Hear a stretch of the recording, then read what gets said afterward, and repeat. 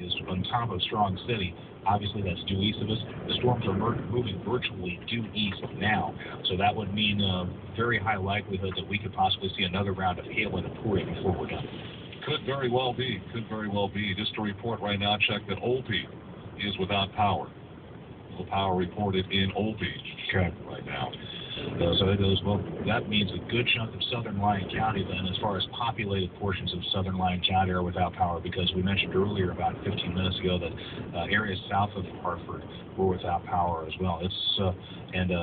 Getting a report now in southeast Emporia, golf ball-sized hail being reported from our own Scott Hayes, who was out apparently in that particular portion of town. So golf ball-sized hail being reported in Eastgate Plaza.